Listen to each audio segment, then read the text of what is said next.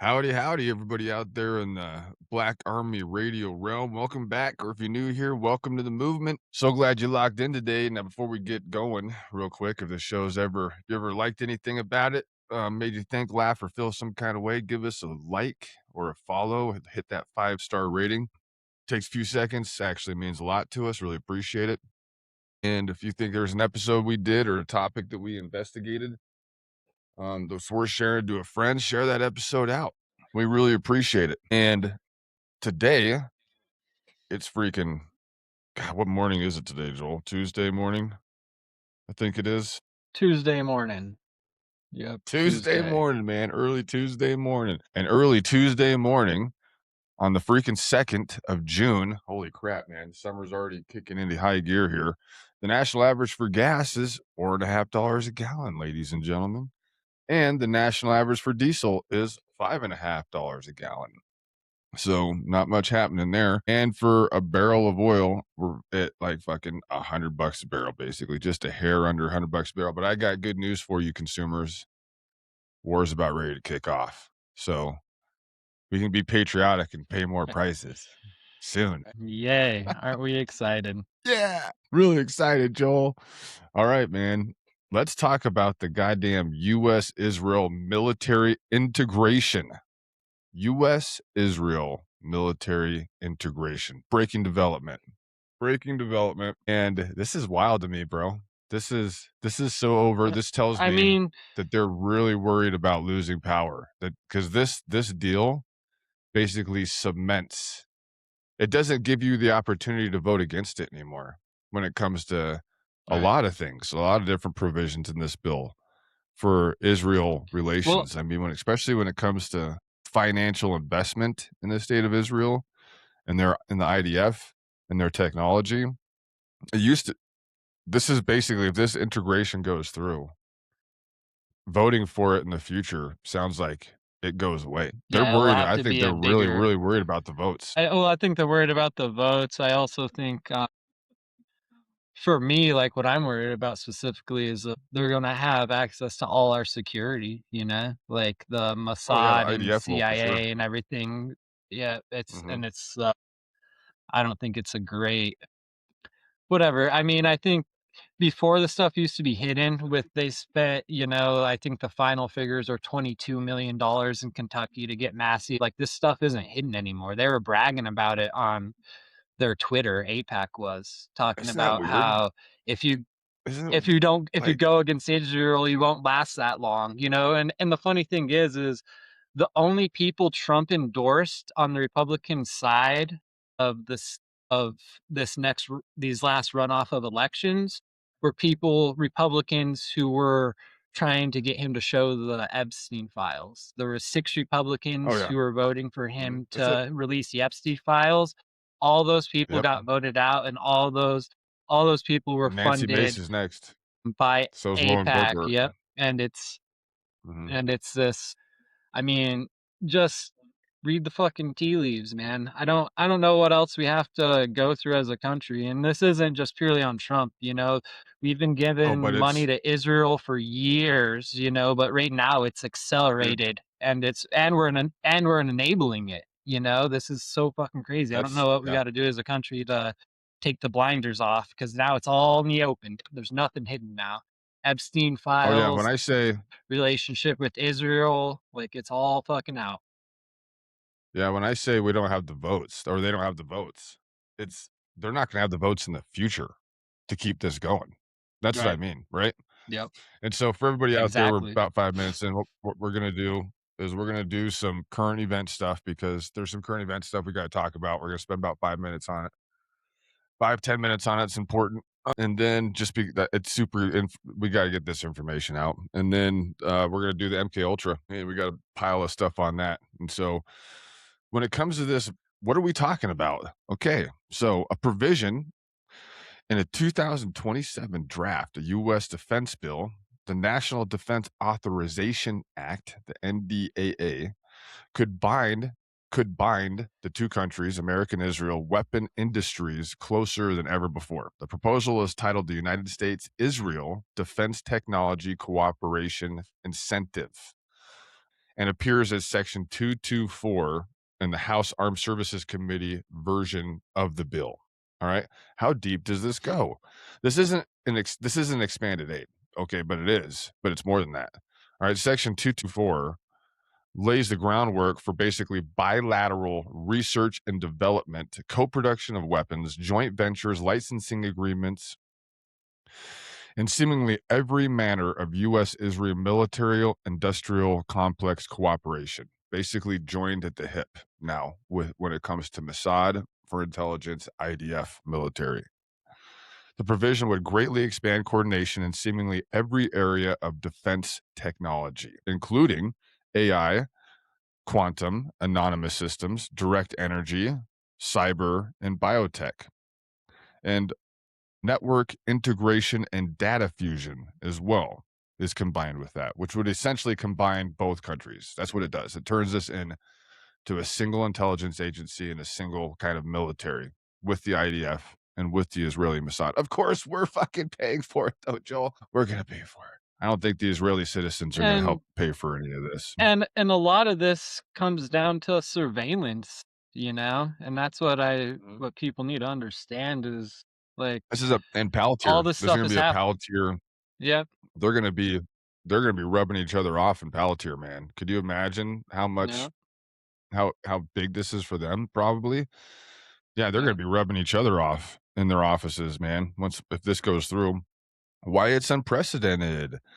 It's probably the unprecedented level of U.S. military integration stands in stark contrast to the traditional aid model of defense cooperation that we have had throughout our time with them, basically, since they're getting restood up in the 40s. The shift will strip away. This is the really important part, bro. It strips away the political and diplomatic oversight mechanisms that make the relationship publicly accountable. I'm going to say that fucking again because it kind of seems important to me. The shift will strip away the political and diplomatic oversight mechanisms that make the relationship between the United States and Israel publicly accountable.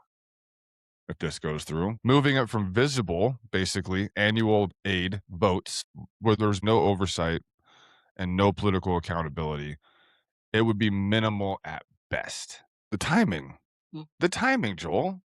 Why is the timing important, you think? At a time mm, the American public has basically we at an unprecedented level of distrust and dislike for the Israeli government. Outside of the boomer class, they're the only generation left is the boomers, the Fox News watchers. They're the only generation left, dude. Even if you look at Massey's election, right? I wanted to bring this up.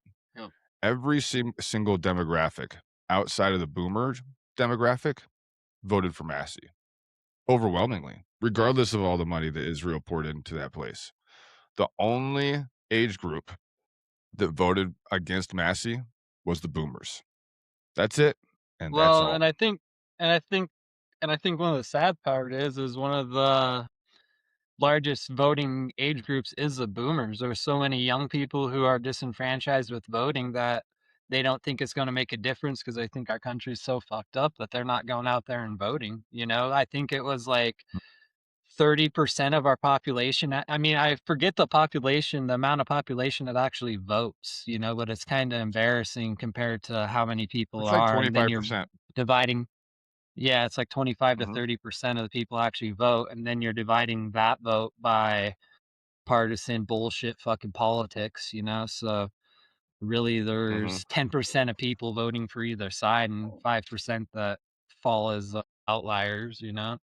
It's kinda crazy. mhm. Yeah, the reason why they're trying to make this to where it's not like we can't have where they're gonna be like, "We don't gonna have an oversight, political debate, public accountability." It's kinda like, "Listen, man, they're seeing the tea leaves, bro," I think. I mean, when you hear Yeah, Netanyahu talk, when you hear a 100%. lot of, like Revere, these guys talk and stuff, even Trump, they're really worried about how Americans are feeling about Israel. Really concerned. They're talking about having to control social media, right? That was the whole thing about TikTok, that stuff, Yep. and purchases, Well, all all media the now, most legislation. the majority of it. Dude, did you hear about Cenk Kavir not getting from Cenk from the Young Turks? They wouldn't let Yep. him into England. He was gonna go to England to get on Piers Morgan for a live in-studio debate with another dude, and fucking England refused after they gave him a visa to come there, they refused it and cut it, saying that basically citing his support for Israel is a reason for them not letting him go to England, because he's outspoken critic of Israel. So England just outright this is the same country, right? This is so crazy to me, dude. This is where you get John Locke, you get the Magna Carta, like, you get the original Right. foundational stones of intellectual, philosophical thought on freedom and independence and human rights, civil rights, equal protection under the law. All that stuff comes from England initially, especially with the Magna Carta. And then you had John Wycliffe, and then you had the Renaissance and going into the Enlightenment and all these ideas, all these thinkers, all these philosophers. I mean, that's where our original rights stem from, is England, those Right. thinkers. And it's like, dude, they're throwing people in fucking prison for social media posts. You're not allowed to talk about anything. You can't talk about whether or not it's an immigration issue. You can't really talk about that seemingly. You definitely can't talk about Israel, bro. Holy shit, like, fly a Palestinian flag or do, like, some kind of march or, something to that effect. I mean, bro, this stuff, it's getting out of control over there. And they're building the same pipeline here for it to, the stuff that they talked about making that can now make you a potential terrorist. And they also did some weird stuff with anti-tech terrorism now. They're saying anybody who protests against data centers is now a terrorist. They call it Yeah, they're tech arresting people, bro. extremism. How dare And you? and it's It's like crazy, like we're getting all the shit shoved down our throat. And one with the data centers, like, that's all this has to do with surveillance, and that's what people need to understand. Like, this joining with Israel's army and surveillance and Palantir, that's where Palantir essentially took their training wheels off and started implementing this into public places, as in Israel, and now it's moving into America.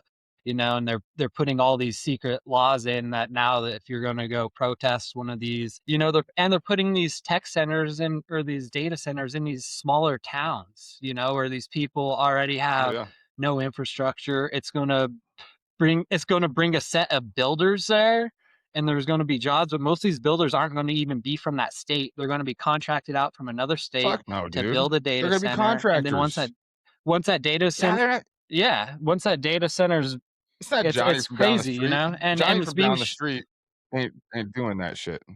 Yeah, I mean and and this is one thing I wanted to briefly go into, and this is a slight sidetrack, but so Peter Thiel's been doing all these antichrist lectures, right? And they're supposed to be closed door, no cell phone, like very cult like antichrist. And he's been talking a lot about how this tech is a new religion, and people who are speaking out against tech are antichrist and anti-religious. And it's like, how do we take something organic and spiritual like religion and God and turn that into a fucking computer, and like try to like, and Skynet, that's buddy. where all yeah, and they just put out a contract for 20,000 robot soldiers. Like, this isn't made up. This isn't sci-fi. America just signed a or gave a Yeah. company $24 million to start producing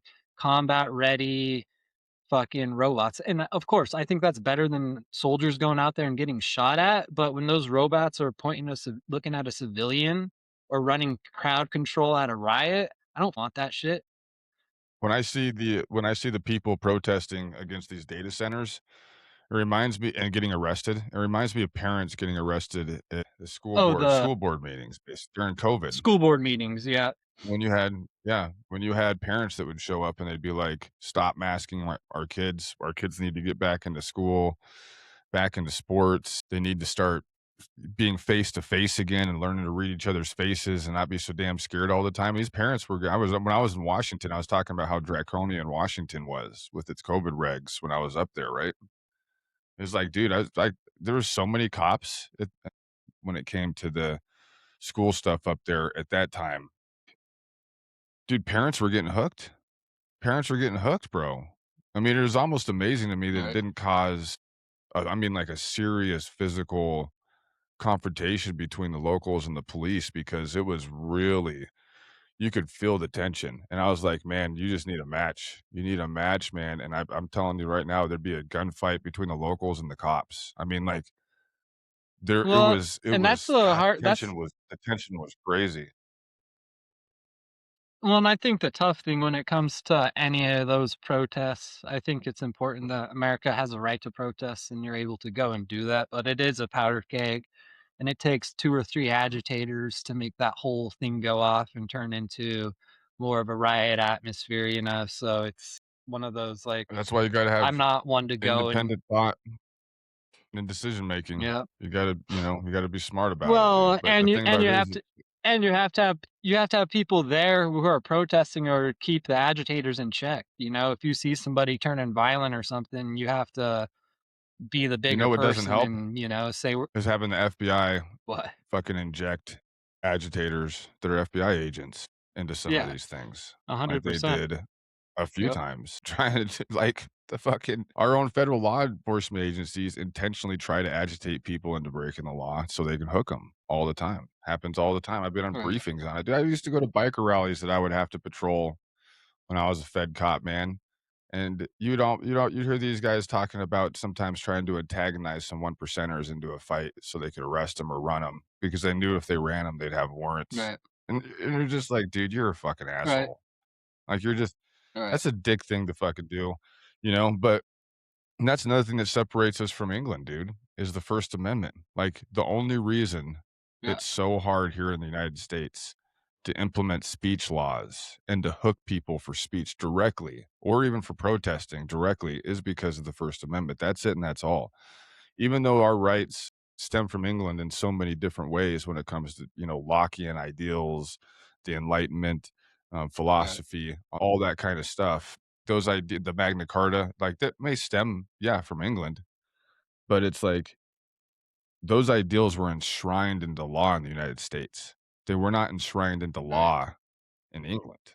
They were enshrined into law here, right, and that's why it's more difficult here for them to get through that. The First Amendment is a fucking roadblock for that. It is, and we can see it working, right, even though a lot of the other goddamn amendments have been like even the Fourth Amendment, I could still see it working as a cop. On the micro level, even with the right, Patriot Act and everything else and how fucking much it decimated it, like, I could still see it working at the micro level. It was still functional, you know? And it's like, that stuff is important, right. dude, because when we lose those Well, rights, and that it will be like England, man. I mean, if we can't this dude, Cenk Uygur, they wouldn't let him in the country because it's like, okay, so the United States right now is like 75% against Israel, like 75% against Israel. I don't know how many of those right, people have social media posts about Israel, you know? I have a few. I definitely have a few social media posts about Israel. Are they right, gonna not let me in England if I wanted to go in England? Or would they arrest right. me if I got into England somehow and then have to deal with that madness? I mean, Yeah, we're in a weird spot, and it's like the all the Israel talk, all the things that's like Trump's making it so you wouldn't have to worry about flying out of some places like some of the blue states. He's not allowing international flights, or he's going to start suspending international flights out of as mhm, retribution for their immigration policies and stuff. And I don't know. And it's just we let. I think the First Amendment is what makes this country really hard to control. It's like in COVID, you know, you and the had Second Amendment. Facebook monitoring. Second Amendment does a Yeah, lot. well, that's Second Amendment is the only yeah, reason why they're fearful of us at all in any way, shape, or form. right. Colorado just enacted Jesus Christ, dude, what's that the gun law that Colorado just it's gonna come into play, I guess, August? You have until August to go out and get you an AR-15 if you're in Colorado, and they're outlawed after that if you're a Colorado resident for Right. purchase. It's not just ARs, though, that are on the chopping block. So, like, if you look at the Yeah, it's list in any the state of Colorado for what they just passed, you have to have like, there's certain 22s, like 17s, turnbolt hunting rifles to where if you wanna purchase them, you gotta go through a class and get, like, a secondary license through a class to be able to purchase a hunting rifle, like a turn bolt, single shot hunting rifle, 22s, other rifles. It's just even though they're banning the AR, there's other rifles that are categorized to where you can't purchase unless you have special education to purchase those rifles. Right. And it's like, dude, I hope the NRA challenges the fuck out of that in the Supreme Court. I think they could get it thrown out, you know? But Right. those kind of draconian And laws, it's dude, the it's like right. you peel yeah, you peel those laws away, you peel the Second Amendment away from the American citizenry we can have a gun debate. There's all kinds of ways you can run about this for sure, and I've had a lot of these, and I get it. But it's like you take away that, bro. You start like they're doing in Colorado, where it's like they're really hammering down on it. I mean, and then Right. when it comes to like saying stuff about Israel, hey, if you're young out there, like you need to read some history of what happens in these situations. And to think that somehow the United States is Right. too far removed or humanity has somehow evolved far, like really, really far in these first world societies that we could never revert back to things that have happened in the past, you're out of your fucking mind. You have no idea what humanity is capable of. You have no idea what history has taught you. It hasn't taught you anything, honestly. That's the problem. Right. Well, and the whole thing is if we enforce the laws that we had, like we don't need more fucking laws. And I think Yeah. if We when it got came plenty to of gun laws. laws, Jesus I mean, Christ.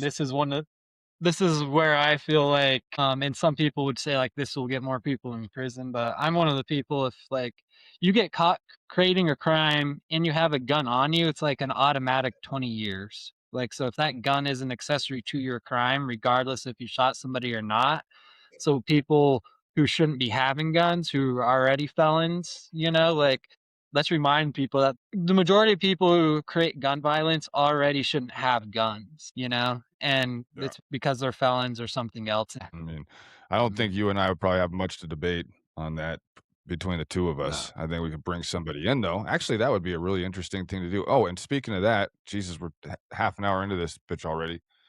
We did get our guest. It's going to go out at the end of this week, so we'll have another episode on psychedelics. We had a confidential guest who's still operational, and we were able to interview him. And so I'm going to put that out on Thursday. Really cool interview. It was a couple hours, and homeboy still got security clearances. He's still out there running and gunning, and so still out there doing work. And so we couldn't identify him or his background very much, but it was a really interesting conversation because he's not only is he operational with security clearances, but he's going to South America and doing ayahuasca and ibogaine and DMT, toad DMT, and some other stuff, helping him stay straight. And so that's an interesting interview. We're going to come out with that on Thursday. And I think let's get into fucking MK Ultra, bro, because there's stuff in here when Yeah. it comes to speech that dates back to MK Yeah, Ultra that's to where they have tried to control. I found stuff in here in MK Ultra, bro, where they've tried to figure out how to control access to information with clear violations of right. the Fourth Amendment. They've been trying to get this whole Patriot Act thing, 9/11 thing. They've been trying to come to find out, dude. They've been trying to get into Americans' like data centers, phones, billing records, even all the way back around the 60s, the 50s. They got all kinds of stuff, basically, Right. how they were trying to fucking crack codes to get into Americans' personal data. Well, And so it's and like this has been a the fight internet against the government for a long time well, and for the that. internet enabled all that stuff. Like there's a I Mhm. think one thing where we could do a short segment on this in another episode, but you had Facebook, and we had one of our listeners point this out to us, or she sent me a message. But like, and I knew about this as well, but Facebook came into play right after the FBI had their own type of Facebook that they had out in the public. And then they Mm. shut that down. The day they shut that down, Facebook came up. And it makes you wonder, like, how much of it was just for tracking the American public or the public in general? And it's a real interesting connection there. It's like your social media is dude, it's like the ultimate skeleton key, bro. It's the ultimate skeleton Yeah. key to your life. It really is. You got pictures of your kids. I'm guilty of all this shit. You got pictures of your kids, your location, your ideas, who you are, what you think, how you feel politically. I Yeah. mean, like, it's all there, dude. They break into your Instagram, Facebook, X, like, Threads, whatever it is, TikTok even, like, accounts. It's like people have all their shit out there, man. 100% have all their like, very little And security is gonna be able like, there's no security, dude. You don't have any goddamn security when you're on any of those things. You just don't. You might think you do. They might send you a message saying they've updated their security. It's like, dude, it doesn't mean shit. Like, there's no fucking security on social media. I'll tell you that right now as a former federal cop, dude. Like, you would be amazed at what we can get out of phones, what we can get out of, like, location oh yeah. devices in phones. Once you can break open a phone, everything's recoverable. Every single thing you've ever done on that phone is recoverable. Nothing's deleted. Nothing. Nothing. I plug that bitch into a FedPig computer. I will pull out every fucking photo you've ever sent, received, taken, every message you've ever sent, received, taken, every website you've ever looked at. I'll pull up all your Snapchat shit. Do you think's deleted? All And of it. It's all coming out, man. Like, that's what I'm saying. They get a hold of your device, there is 0 security. the funny thing now is I don't even think they need your device, you know? Probably When you not. look into all these when you look at all these contracts on Facebook and, TikTok, so when you sign up for something and they give you that long list of shit that you never read through and you check the box at the end, they have provisions in there that essentially says, like, "It's okay for us to survey you." And we just keep signing Mhm. these things and get our so we and I think the worst Oh, yeah. part of it, besides the surveillance, is it spoon feeds you an algorithm that you wanna see. It's like we talked about this in the past, but I think it's a great example of the Pettit shooting with ICE. There was a large group of people who thought he was at a riot in a big protest and got shot because he was doing crazy shit. And he was in the street Mhm. defending two women who were kind of berating a few officers, and he went to pick one up and then he got shot for it essentially, and it wasn't a riot. And the algorithm shows you two different things. My conservative group of friends all thought he was at a riot, and I was like, no, watch the video. He wasn't at a riot, I and the algorithm's a dangerous thing, man. Mhm. There was more people on the right, though, that I saw from my friends that I suspect that I was disappointed and surprised at the same time. Like, when I look back, I wanted more dudes to be against that, and especially the gal that got shot. I mean, come the fuck on, dude. Renee Good. I mean, dude, the Renee Good shooting is just so fucking despicable to me. It's so Right. even that dude, the nurse guy, I don't condone that shooting at all, for sure. But, dude, the Renee Good shooting, goddamn, where that cop popped her as she was going by in her car, he was under 0 fucking threat. He put Right. himself with intention in front of a running motor vehicle with supposedly an enemy combatant, as you would say, or, somebody who's Right. breaking law behind a running motor vehicle, behind the fucking wheel. Like, that's day 1 private, day 1 academy bullshit. You just intentionally put yourself in Right. harm's way with intention to get run over by a fucking car. And, like, I don't know. I'm not gonna get all into that. We got MK Ultra, Yeah. bro. We got Let's we go gotta start getting MK into it Ultra. Let's right do now. it. We're halfway into this bitch. We got half an hour into it. We gotta do this. And so we're doing MK Ultra today, folks. MK Ultra. All right. This is important. This goes right around just like the second half. We talked about the Tuskegee experiments, which date back to like the early 1900s, ran for 40 plus years in Guatemala, the United States. They primarily used Guatemalan orphans. They used African Americans from Alabama, and they gave them all syphilis, gonorrhea, other stuff like that through sex workers and different things. And then they didn't treat them, and they watched them die. And then they did measurements while they were dying, and their families were getting infected, and their families were dying, and they didn't do anything about it. Anyway, this is kind of a continuation of that whole deal. So MK Ultra is a case where a discontinued, basically historical, terrible horror shittiness is back in the news. It's back in the news primarily because of what happened with Tulsi Gabbard 2 weeks ago. On May 13th, 2026, CIA whistleblower James Erdman III, testified that the CIA seized roughly 40 boxes of JFK and MK Ultra files from the Director of National Intelligence, Tulsi Gabbard's office, who recently resigned. where they were being prepared for declassification under Trump's executive order. All right. Paulina Luna gave the CIA a 24-hour ultimatum. Now, ODNI has denied it was a raid, but acknowledged that the transfer happened through Tulsi Gabbard. All right. And ODNI is the Office Director of National Intelligence. All right.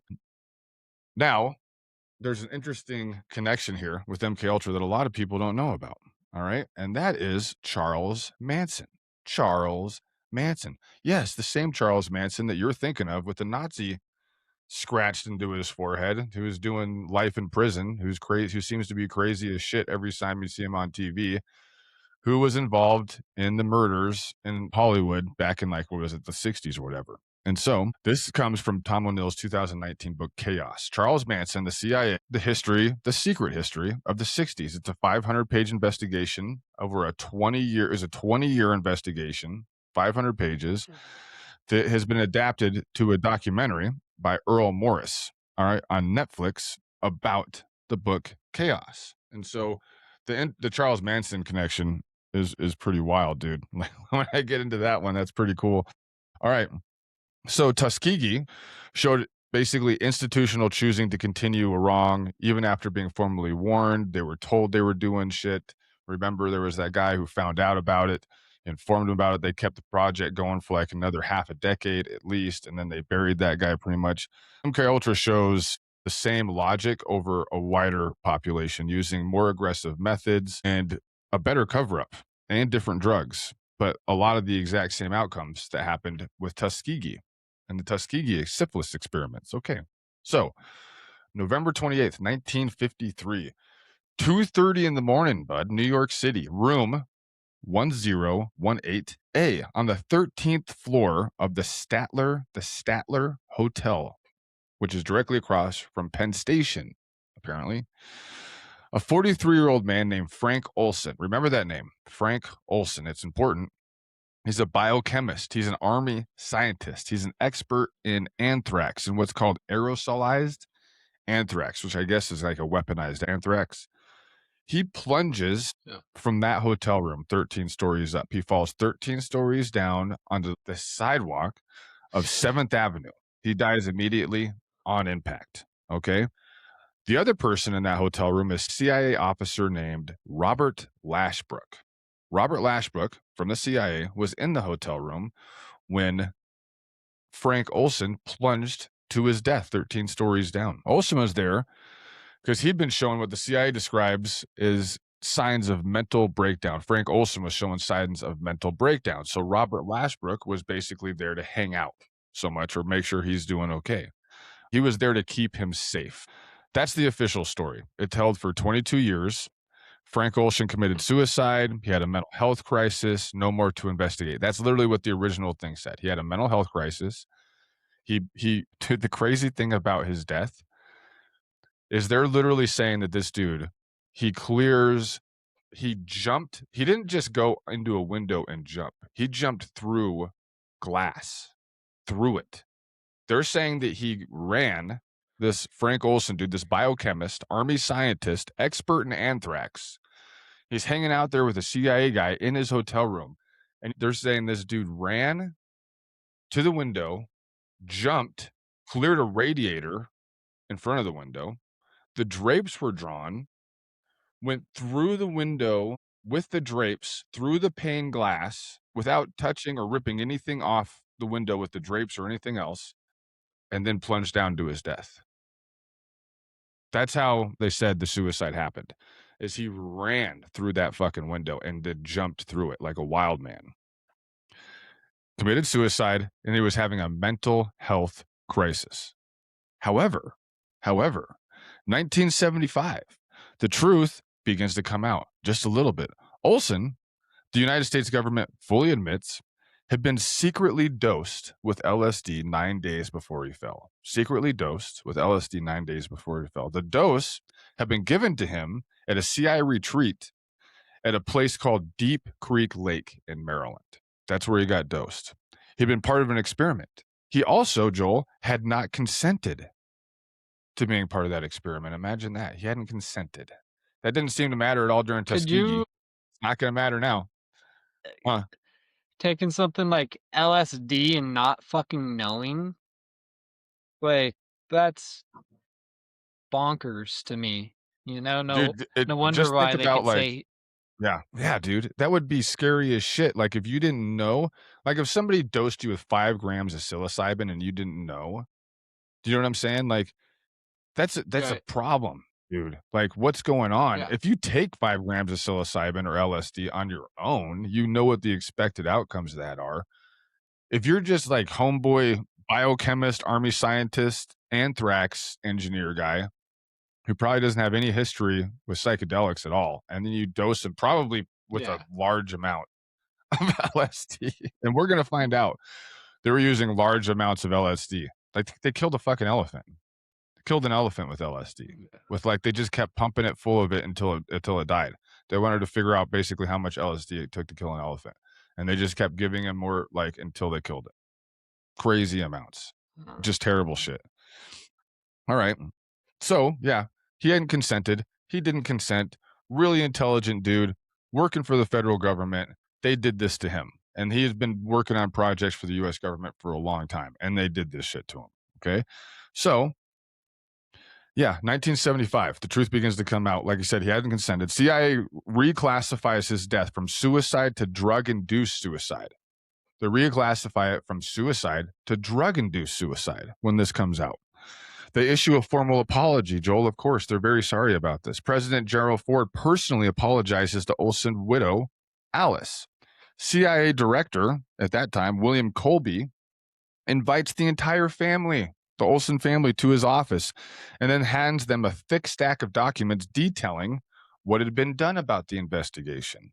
They also received, the family, a $750,000 settlement. Once this comes out, they still don't call it murder. They call it a drug-induced suicide. Okay. And then It's again, kind for of the second time, go ahead. when a drug dealer like certain drugs, I think they're the class ones, like if someone dies from them, like you get a murder charge.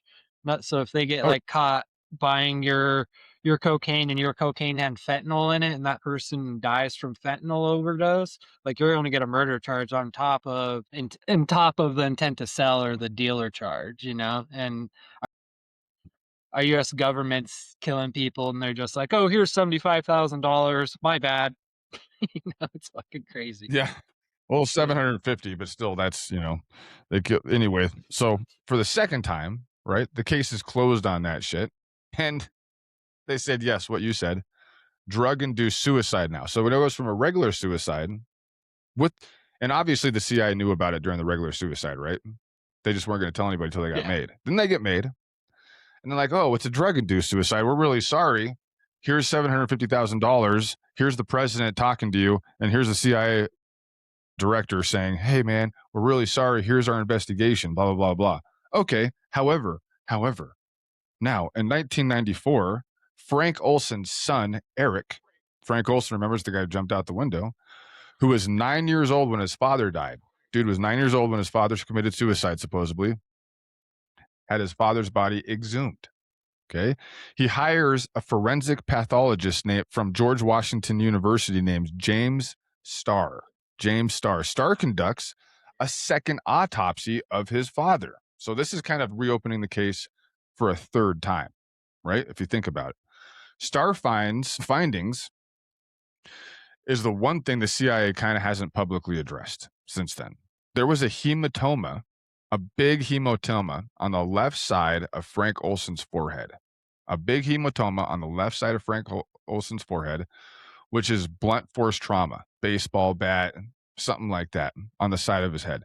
Not consistent, apparently not consistent with a fall through a window, consistent with having been struck directly by a hardened object. Okay. Starr's exact words to the Associated Press in 1994, quote, he is skeptical that anyone could clear a radiator, a 31-inch high windowsill, pass through a 3 foot by 5 foot window obscured by a drawn shade, all in one bound. He had to do all that stuff. Right? Remember how he said he ran and like a movie. He's just like, I'm fucking done. And he just runs, clears a radiator, 31 inches through the window, through the drapes, doesn't tear anything off. Okay. All right. And so the case shifts again from suicide to drug induced suicide to something the CIA has never been willing to call by name. Okay. So Eric Olson has spent his entire adult life trying to answer the question of what really happened to his dad in that hotel room that night. He told a documentary filmmaker in 2017 what he believed the answer was. What he believed the answer was in 2017, quote, "My father did not die because he was an experimental guinea pig who experienced a bad trip. He died because of concern that he would divulge information concerning a highly classified CIA interrogation program in the early 1950s and concerning the use of biological weapons." End quote. That's what his son says. That's why he died. That's why he died. And that makes a lot more sense. The program that he was in was called MK Ultra. MK Ultra. And this is the second episode of our series going back to the government's experimentation on its own people. Okay? Because the same institution that protected the Tuskegee experiment for 40 years, the same decades, running experiments on Americans so vast, so deeply secret that 2 weeks ago, in May of 2026, the CIA reportedly seized 40 boxes of files from outside the Director of National Intelligence office rather than having that shit be declassified and told to the American public. All right. It's still a really freaking big deal, apparently. What was MK Ultra? What was it? What was MK Ultra? Okay, the origins. MK Ultra was a CIA program officially established on April 13th, 1953. It was authorized by the CIA director, Alan Dulles. Alan Dulles has a very interesting history. Okay. The same Alan Dulles who would later sit on the Warren Commission investigating the assassination of John F. Kennedy. Another interesting thing about Alan Dulles was that he also created the direct pipeline between the CIA and the Mossad. And he bypassed all of the traditional links, traditional diplomatic, basically go-betweens that you have between intelligence agencies. Remember how we talked about we're now talking about combining the IDF with the US military, the Mossad with the CIA through all of our weapons technology, training, different stuff like that we were talking about, tech. Well, Alan Dulles basically streamlined Mossad intelligence with the CIA and didn't go through proper government channels to do it. He was one of the guys that did that. Okay. He's also, though, interestingly enough, one of the guys that blew the whistle on the Israel nuclear technology program as well. So there's kind of an interesting, like I guess you'd say, catch 22 there. On one side, he streamlined intelligence with Mossad through the Israeli government and the US government, bypassing proper channels. And on the second side of that, he was one of the whistleblowers for the Israeli nuclear program because they knew that they had stolen nuclear technology from the United States to develop their own nuclear weapons. And so Dulles was kind of a whistleblower with that. But anyway, really interesting how he was. I bet him and Ghislaine Maxwell's father know each other pretty well. Same time frame. Yeah, they probably would have. I can't imagine because Ghislaine Maxwell's dad was pretty deep into the Mossad. And so, he had, like I said, Ghislaine Maxwell's dad, for those of you, he stole a lot of the nuclear technology stuff. He also, when he died, Ghislaine Maxwell's dad was given a former full dress military funeral in Israel and buried at a holy site with all kinds of former prime ministers of Israel at the attendance of his burial, of his funeral. Right. Yeah, he was pretty deep. He was pretty deep in the Israeli government. Old Janine Maxwell's pops, who had close ties. One of the reasons why Jeffrey Epstein, how he got his start and all of his contacts. Nothing to see there, though. Right. Nothing to see there, Joel. So the name itself is pretty cryptic. All right, MK Ultra. It's the CIA's kind of prefix on projects that are run out of the Office of Technical Service, apparently. And they call all that kind of stuff MK something. That's the agency's clandestine technical operations division. They do PSYOPs and different things like psychological operations, all that kind of stuff. We used to see that in the military. They drop pamphlets, and try to screw up the local population, and they either be positive or negative depending on what kind of outcome they wanted to have. with that populace, with the U.S. military. Anyway, interesting division in the CIA.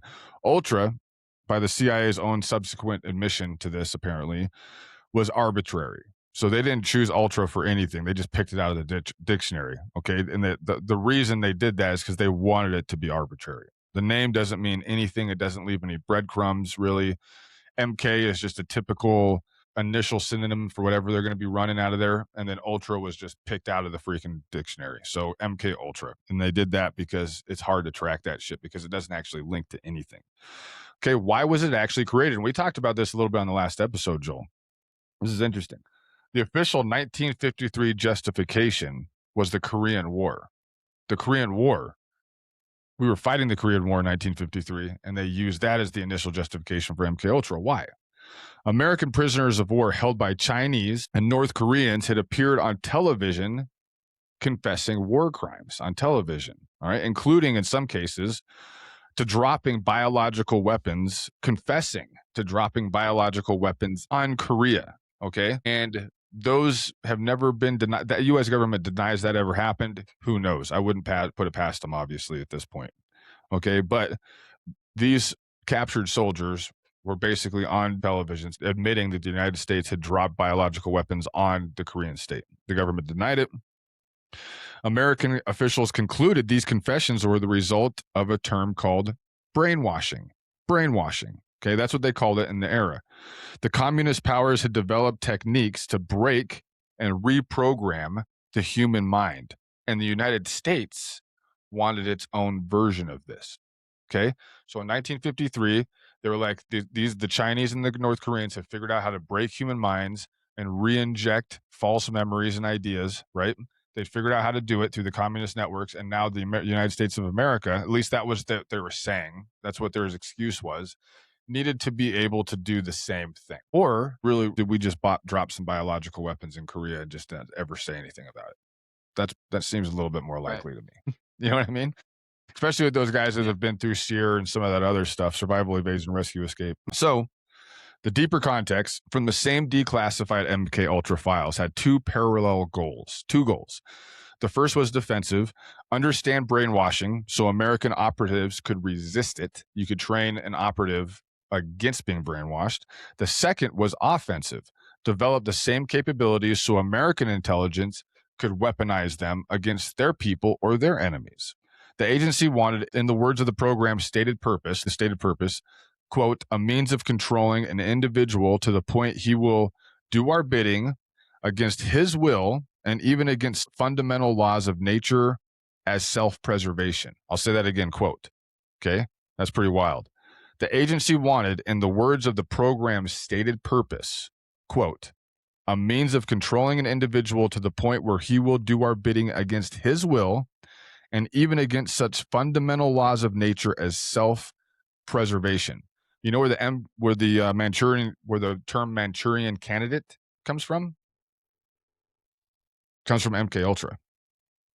So a Manchurian candidate, and there's been a movie about this, is basically somebody who's controlled by the federal government that can go out there and do assassinations blindly.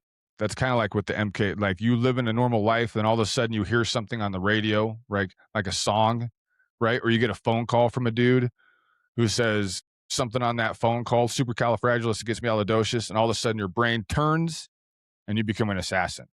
Okay, that's the whole idea of the Manchurian candidate, and that stemmed from MK Ultra initially. Right, an agency that the United States government, on public record in its own internal documents, stated that its goal was to break a human being's instinct for self-preservation, to make a person do their bidding, even when doing it would kill them. That's not a defensive program. It's an engineering, it's basically a human weapon system at that point. That's pretty much what you're trying to get. Now, Sidney Gottlieb. He's a chemist, born actually of a different name, but it's going to get confusing, so I don't really want to say it. But he was born in 1918. He was the son of Jewish immigrants from Hungary. Dude had a PhD in chemistry from Cal Tech. He joined the CIA in 1951. He was the man who designed and directed most of MK Ultra, was this guy, okay? And his name, like I said, is Sidney Gottlieb. All right. His original name was Joseph Snyder, but then we get into a lot of names. So let's just focus on Sidney Gottlieb. He designed most of the stuff. This is interesting, dude. He was a club-footed Buddhist who lived in a goat barn in Virginia, and he meditated all the time. But also, he was the man who personally signed off on the dosing of Frank Olson with LSD 9 days before Olson jumped to his death or was thrown to his death at the Statler Hotel. Was this club-footed Buddhist who lived in a goat barn in Virginia, who meditated, was the guy who signed off on dosing this dude with LSD. Seems like a double negative there. It's pretty wild because you feel like a guy Yeah. who's a Buddhist who lives in a freaking barn in Virginia and meditates wouldn't be a guy who would be like, let's secretly dose this dude with LSD and destroy his life. I mean, that seems, but he did. Right. Gottlieb was chief of the CIA's Technical Services Staff Chemical Division. He personally approved, this guy, the same guy, personally approved hundreds and hundreds of MK Ultra sub projects. We know the number is at least 149 sub projects and more than 80 institutions that stem from MK Ultra. That's what we know about. There's at least 149 sub projects underneath MK Ultra's umbrella that involve more than 80 separate institutions in the program. He signed off on funding distributions that were designed to hide or shield the CIA's involvement, right? You're not getting funding from the CIA. You're getting funding from Warren Buffett, or you're getting funding from, this other organization. That's who's funding us, not the CIA. That's what he would tell people. That's how he would do it. Okay. Also, another reason for that is because guess what, Joel? The CIA can't operate inside the United States. So if the CIA can't operate legally inside the United States, then they can't be funding projects and experiments that are taking place inside the United States. So you had to hide the I funding. wonder why they got Mossad involved if they couldn't operate inside the United States, but another intelligence agency from another country could. That's pretty interesting. Interesting. Hey, Joel, you're drawing a lot of dots. You're maybe getting a lot of connections there that are really outlandish on this show. Weird. It's really outlandish. It's a really outlandish connection, Joel. I mean, come on, you're diving in deep into conspiracy waters there. But just because Dulles made the CIA and Mossad joined at the hip, without going through the proper political channels at the exact same time that this happened, is absolutely a coincidence. It's absolutely a coincidence. Crazy. Okay? So crazy. I know, isn't it wild? He was also, this guy Gottlieb, by testimony of his colleagues and his own subsequent admissions, apparently, the man who designed CIA assassination tools. This Buddhist, club-footed dude living in a barn in Virginia. Some examples of some of the stuff he designed. He designed poison-laced toothpaste that was used. He designed contaminated cigars. Even a contaminated cigar they tried to kill Fidel Castro with, apparently, was designed by this guy. Also, handkerchiefs that were saturated was some kind of, I don't know what you call it. There's a scientific name, bacilli. Anyway, that'll kill your ass, apparently. He designed all the stuff. He also designed all the stuff going on with MK Ultra and the experiments. So he absolutely put together stuff that they went out there and killed people with through secondary means, right? Which make it look like a heart attack, a stroke, whatever it is. Yeah. And so he did that stuff. All right. And Gottlieb himself, in his own October 1975, his testimony in 1975, which was classified for 50 freaking years before it was declassified by the National Security Archive in 2025, acknowledged that he used the unwitting administration of LSD as an interrogation technique. That's when we first found out about it. So in his own words, the Senate investigators, quote, the unwitting and total lack of awareness on the part of somebody who was being interrogated that way might have been the key thing. Okay, unquote. That's the chief chemist of the program basically saying under oath that drugging people without their knowledge was the point, not a side effect, but the actual point to what they were doing with intention to see what would happen. All right. the 149 sub-projects. Remember, we talked about the sub-projects under MK Ultra. MK Ultra is the big program, but everything that's actually happening is happening independently under that program. And these are the sub-projects. It wasn't a single experiment. Like I said, it was an umbrella, all right, through more than 80 institutions, dude, universities, hospitals, prisons, pharmaceutical companies, and private foundations were primarily most of the institutions that were doing this within the CIA, okay? And the funding was laundered with intention through cutouts because, again, the CIA can't operate within the United States. How about the universities? What universities were involved in this program? Here's a partial list. Apparently, it's not even the whole list. Harvard, Stanford, Columbia, MIT, Johns Hopkins, the University of Maryland, the University of Illinois, the University of Oklahoma, and Princeton were all involved in MK Ultra in doing experiments. Hospitals and prisons. Bridgewater State Hospital in Massachusetts, the Valville State Prison in California, the Atlanta U.S. Penitentiary, the U.S. Penitentiary at Lexington, Kentucky, where the CIA funded a program in which heroin addicts were given LSD with promises of more heroin afterward as their reward. So they actually knew about that one, apparently. Yep. The Allen Memorial Institute at McGill University in Montreal, where Canadian psychiatrist, a guy named Dr. Donald Irwin Cameron, conducted some of the most damaging experiments of the entire program on his own psychiatric patients that he was supposedly helping. Patients who had come to him with help for depression, anxiety, and, dude, postpartum issues. Wait till you hear what this motherfucker is a demon, Joel. This dude is a demon. So who was Dr. freaking Donald Irwin Cameron? Donald Irwin Cameron is a figure we need to understand what MK Ultra actually did to ordinary motherfuckers, not prisoners, not even orphans or like whatever, just people like housewives, bro, going through postpartum depression, like some of this stuff. Because Frank Olson, as terrible as that story is, who's the guy that jumped out the window or was probably killed and then thrown out of a fucking window, he was a CIA insider. Not saying that's justified to anybody who worked for the CIA to do that to him, but he was a CIA insider, okay? The patients at McGill were not CIA insiders. They were Canadian housewives, mostly. Most of them were housewives, believe it or not. They had gone to a respected psychiatrist for help with anxiety, depression, postpartum stuff. And the CIA, through a cutout funding mechanism, again, paid Cameron specifically to use them as test subjects without their knowledge and without their consent. Canadian housewives. All right? Cameron's techniques. Dude, Cameron's techniques. He called them depatterning and psychic driving. Those are the two things that he called what he was doing. Depatterning and psychic driving. Depatterning meant erasing a patient's mind. Reducing them to what Cameron himself called a vegetative state.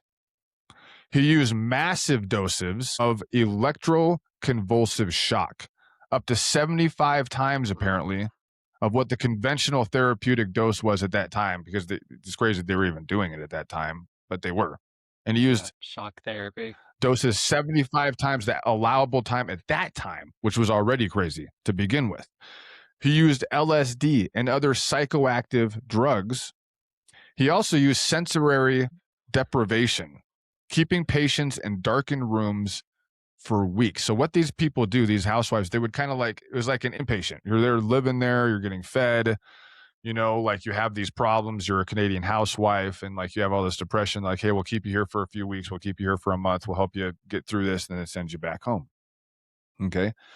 And so, dude, he used drug-inducing sleep, knocking patients unconscious for periods of 30 to 60 days at a time, only waking them up to administer more drugs and then knocking them the fuck back out again. Okay.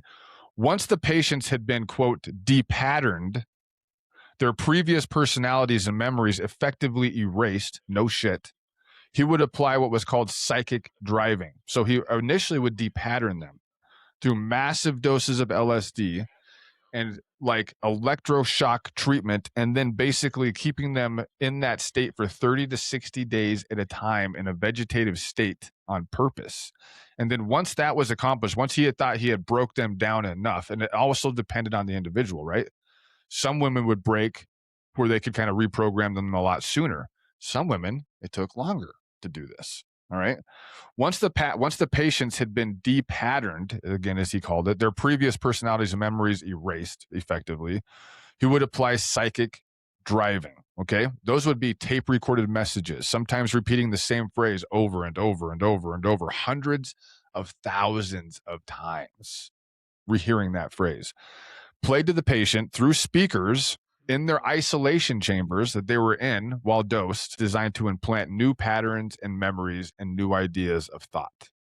Okay. And he would take months doing this to each individual.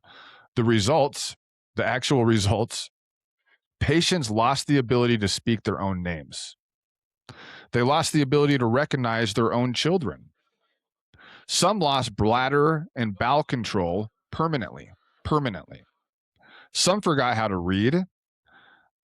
Almost all of them never recovered, and many of them committed suicide after they were released. Those were the results. It's And like he was doing this to freaking it's like a housewives. it's like a lobotomy done through psychosis and chemicals, versus Yeah. sticking a pin in someone's brain. It's like a lobotomy done through chemicals and psychosis. Imagine giving somebody like 10 grams of LSD, electroshocking them to the point where they pass out, putting them in a dark room for 60 days, and then just do that over and over and over and over and over again to make sure that they stay knocked the fuck out in a dark room for as long as it takes for the to That's get to like basically erase their minds. that's And it like seemed to prisoner work. of war shit. That's not fucking, yeah, it's so Dude, and crazy they to weren't me. even doing it to prisoners. They were doing it to fucking No, I know Canadian that's a housewives. that yeah, that's a thing. I mean, That's holy that's shit. crazy. Dude, it's fucking guy was a demon, man. The guy was a demon, bro. I mean, like that doing that kind of stuff to those women and breaking them like that. And he fucking enjoyed it too. He fucking enjoyed it. Wait till you read her some of the shit. Right. Okay. So, Operation Midnight Climax. Some people have heard that before. Operation Midnight Climax. All right, from 1953 to 1966. The CIA ran a subset, another branch of MK Ultra, under the code name Operation Midnight Climax. The setup: the CIA rented apartments in San Francisco and New York. They hired sex workers, again, who they paid to bring clients to the apartments. The clients there were then dosed with massive amounts of LSD without their knowledge, because they were there to hook up with these sex workers, prostitutes. The prostitutes would dose them with LSD through the CIA, and then the CIA officers would watch behind one-way mirrors and record everything, whatever happened after that point. All right. Remember the sex worker thing for Tuskegee, the Tuskegee syphilis experiments with the Guatemalan orphans? Dude, they use sex workers in Guatemala to infect orphans, kids with syphilis, gonorrhea, all that shit. Over 1,000 of them. The United States government. Another sex worker thing. So we hired sex workers again, and this is basically at the same time Tuskegee's going on, who did all this kind of stuff. All right. The supervising officer in San Francisco was a former Federal Bureau of Narcotics agent named George Hunter White. White was paid by the CIA. He filed expense reports for the operation that included, among other things, alcohol, prostitutes, pornography, all funded by American taxpayers, all without their knowledge, all this stuff. All right. White's own personal letter to Sidney Gottlieb, written after the operation ended, and this record is public. Okay. This is, quote, "Of course, I was a very minor missionary, actually a heretic, but I toiled wholeheartedly in the vineyards because it was fun. Where else could a red-blooded American boy lie, kill, cheat, steal, rape, and pillage with the sanction and blessing of the all highest and his own government. End quote.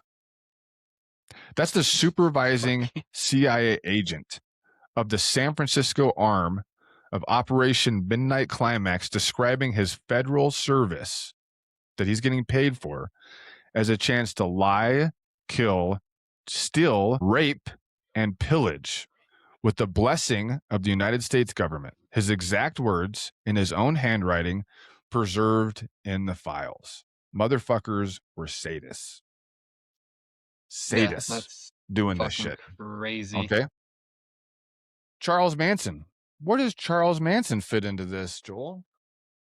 Charles freaking Manson. Okay. Now, before we get to what happened in Washington, which is the last part of this deal, we're going to take you somewhere else because we just heard about Frank Olson, right? The CIA insider who knew too much, the hotel room window, the examination, the hematoma on his forehead, his kid exhumed his body. It's not the only MK Stolter that runs deeper than the official record, okay? Because that obviously runs deeper than the official record. And it took his son exhuming his body to find out more information about that. Here's another one. And it is, depending on how you make the evidence, either the most disturbing footnote to MK Ultra ever recovered, or like probably the most disturbing chapter of it, really. It starts in San Francisco in 1967 in a neighborhood called Ashbury or Haight-Ashbury, during the Summer of Love, baby. During the Summer of Love, Yeah. San Francisco, 1967. All right. Tom O'Neill and the Rabbit Hole. All right.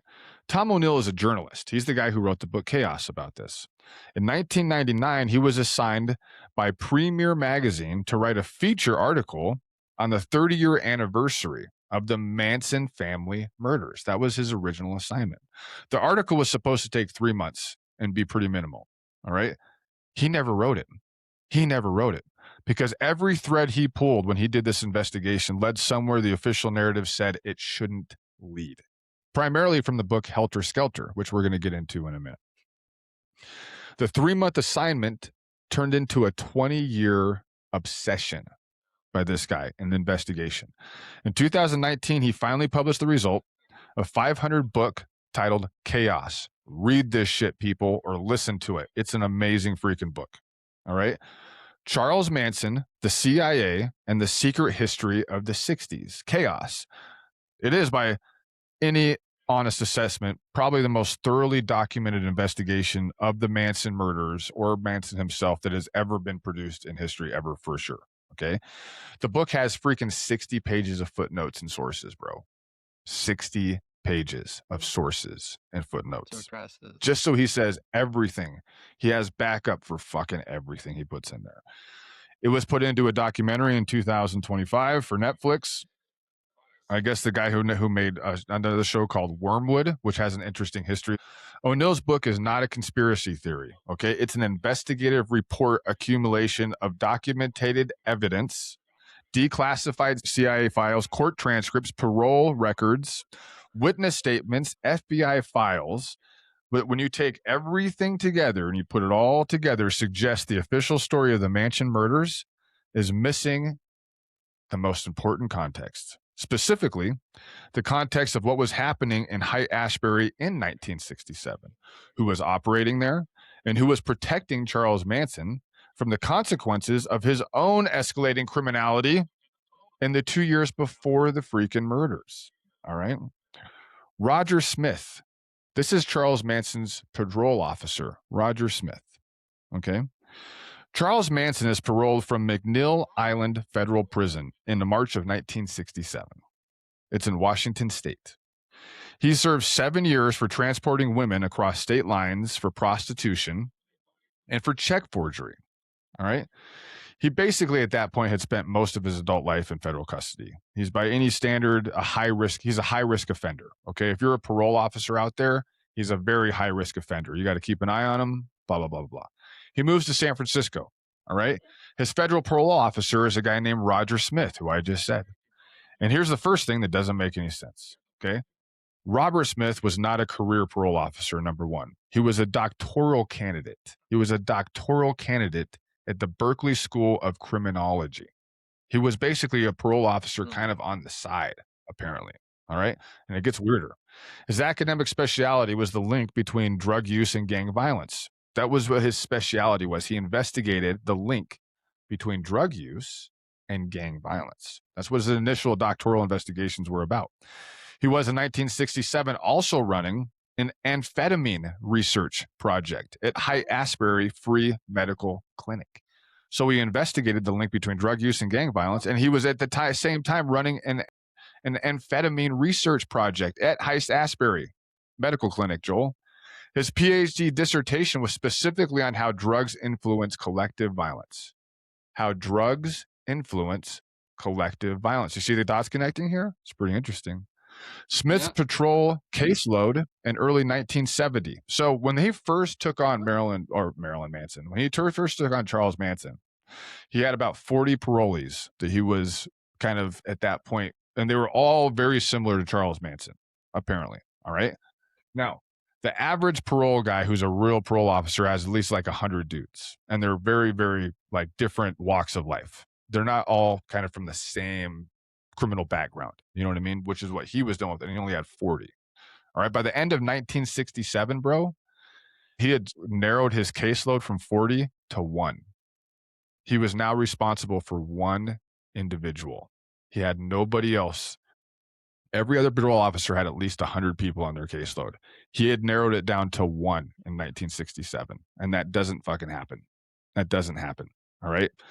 And that individual, Joel, was Charles Manson. Can you believe it? Can you believe it? That's the one that he was down to. Just Charles Manson. These weird dots. Don't start connecting this shit, Joel. Don't get us killed. The doctoral candidate studying the link between drugs and collective violence had been given a single research subject, which was a violent ex-convict with a documented history of manipulation, sex crimes, forgery, and drugs. Okay. Now, 6 arrests. Charles Manson had 6 arrests during his time with this guy as his parole officer. 6 arrests, dude. And he had 0 parole revocations.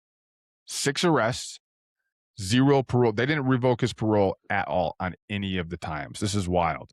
During his first year on Smith's caseload, Manson was arrested at least 6 times. The arrest included car theft, drug offenses, and in one case, raping an underage girl named Ruth Ann Morehouse. He raped an underage girl. Do you think he was charged for any of that stuff? Each time he was arrested,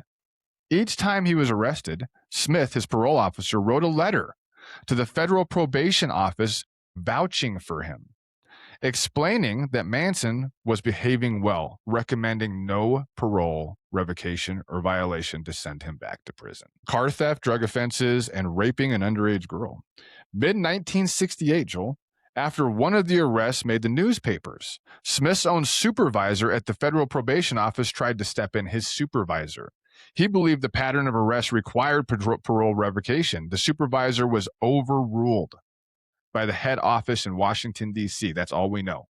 Somebody in the head office of Washington, D.C. got a hold of this guy who was the boss of Smith, Roger Smith, because the boss of Roger Smith is like, wait a minute, what's going on? Right? This is crazy. Like, this guy, you got to revoke his parole and send him back to prison. This is wild. And then somebody in Washington, D.C., who we know not who it is, overruled this dude. And I'm sure threatened him appropriately enough to make sure that it wouldn't come out, right? Every probation officer Tom O'Neill spoke to during his investigation said the exact same thing. Roger Smith's file on Manson made no sense at all to them based on their entire history of being parole officers. The arrest should have triggered automatic revocation, which it does. I was a former Fed pig. I know for a fact that your ass will go to prison for violating probation or parole. Probation or parole are almost designed for you to violate it on purpose. Okay. It's very, very difficult to not violate your probation or your parole. You have to be straight arrow Gennaro, no matter what, every second of the day, basically. It's designed for you to fail with intention. They make more money if you're in jail, not out of jail. Okay. The letters Smith wrote made no sense in the context of Manson's actual behavior. The words of multiple federal probation officers, basically, it said, been missing from the file. None of this stuff made sense, like I said. All right. And here's what Roger Smith himself said about Manson in a contemporary interview that O'Neill recovered. He had to recover it. Quote, Charlie was the most hostile parolee I ever came across. He was totally upfront about it. He told me right off there was no way he could keep the terms of his parole. He was headed back to the joint, and there was no way out of it. End quote. That's what Manson told this dude initially. Little did Manson know it wasn't up to him to go back to jail, Joel. It wasn't up to him. He couldn't do anything to get him back to jail because he was now an asset. Okay. The man who supposedly was supervising Manson's parole, the man writing letters to the federal government vouching for Manson's good behavior, said in his own interview that Manson had told him directly that he could not keep the terms of his parole on any way, shape, or form, and he was absolutely going to go back to prison. And he still kept writing voucher letters and all this other stuff. I wonder why. I wonder why he would have done that. Seems really interesting. The Haight-Ashbury Free Medical Clinic. The Haight-Ashbury Free Medical Clinic opened in June of 1967. Founded by another Smith, different Smith, not the same Smith who was the parolee guy, a guy named Dave Smith, Dr. Dave Smith, no relation to Roger Smith. All right, as a free medical service for the hippie population that was flooding into the neighborhood for the Summer of Love. That was the whole design of the clinic. It was a real medical clinic. It was. It treated real patients. However, it also, and this is the part the official histories tend to skip, Joel, it was a CIA research location. In other words, very similar to a black site. Okay? So yeah, it also doubled as that, which meant it was being funded by who? Definitely not the CIA, right? Probably. Dave Smith was running, this doctor, Dave Smith, was running through the clinic an amphetamine research project, a study of how drugs influence psychotic violence. That was the study. Roger Smith, the parole officer, had an office at the clinic where he conducted his weekly parole meetings with Charles Manson, Joel. So, wow, this parole officer had an office in a medical clinic where he would Funded meet by the his CIA. one parolee, yeah, run by the CIA overtly, and he had one parolee, and that guy was named Charles Manson. God, that seems... All right. And there was a third doctor working in the clinic in that summer, Joel. And that doctor's name was Louis Jolon West. His colleagues know him as Jolly West. A lot of people have heard of Jolly West. It's a kind of interesting name. He's a chemistry instructor of mass behavior. It's kind of interesting. Dr. Jolly West was a psychiatrist. He held appointments at the University of Oklahoma and later at UCLA. He was, by any honest accounting, one of the most prominent MK Ultra researchers in the United States at that time. His areas of specialization, hypnosis primarily, the implementation of false memories after the subjects have been remember when we talked about basically decommissioned, and then like psychic or psychiatric engineering, pretty much after that, you have to like destroy them first, tear them down, inject false, all that kind of stuff. This was part of what he did. He implanted false memories. That was his deal. The effects of LSD on human behavior, he studied that. Breaking and reprogramming of identity, that was his thing. He was the kind of researcher who had, in his early career at the University of Oklahoma, conducted an experiment to see what would happen. This is the guy we talked about with the elephant. This is the guy who kept injecting an elephant with LSD until the elephant died, and then he published the result. Interestingly enough, the results are actually published. His CIA connection. West had been on the MK Ultra payroll as a contractor since the early 1950s, Jolly West had. He was a doctor brought in to interview Jack Ruby, bro. This is the guy who interviewed Jack Ruby. Who was Jack Ruby? At the Dallas County Jail in 1967. That's the man who killed Lee Harvey Oswald. And Lee Harvey Oswald killed John F. Kennedy. And who was responsible for the John F. Kennedy investigation again? Dulles.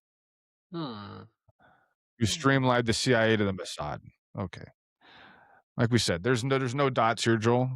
Forget about those dots. All right. So, yeah, Oswald.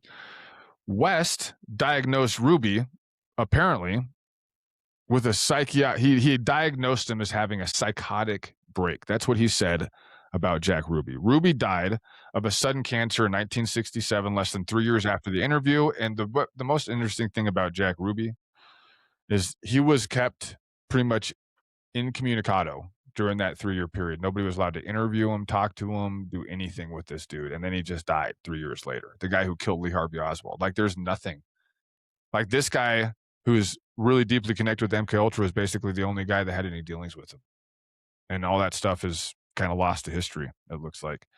So in June 1967, the same month the Haight-Ashbury Free Medical Clinic opened, and the same month Manson moved to San Francisco, Jolly West opened what he himself and the correspondence later declassified by O'Neill's research described a laboratory described as a hippie crash pad at Haight-Ashbury. Again, the CIA funded it.